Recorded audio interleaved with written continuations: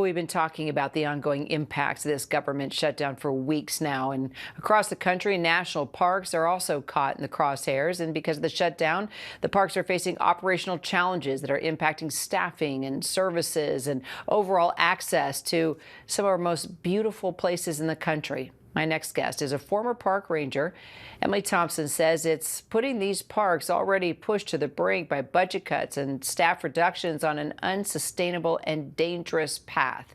She joins me now. Emily Thompson is currently executive director of the Coalition to Protect America's National Parks. After working in them and protecting them, now she's taking on a different mission. So as we are going through this shutdown, what are you telling visitors? What do they need to know if they want to visit or stay at a park during this time?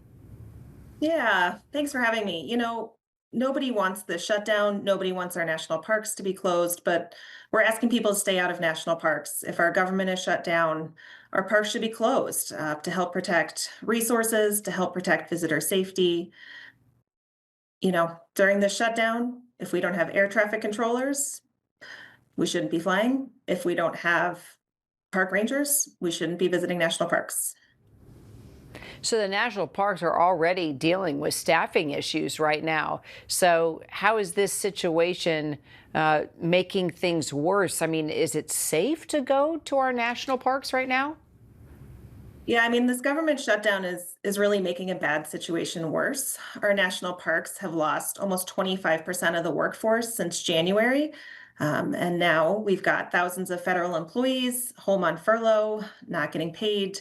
That's a lot less rangers to help not just orient visitors and take care of resources, but to provide safety information, to help with preventative search and rescue, to talk about, when you go on a hike, what do you need to take in with you? Or when you're going to see wildlife, how should you behave?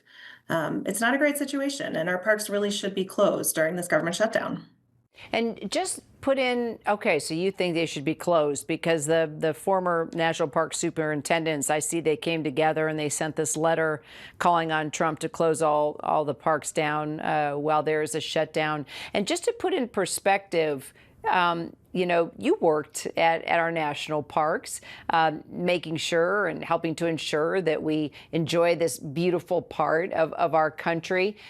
Just explain to folks why we need workers like you at the national parks, just the daily, and by the way, beautiful picture of you when you were active as a ranger. But, put into perspective what you do on a regular basis that keeps our national parks the way they are, why they're so famous and why people want to travel across the world to come see them.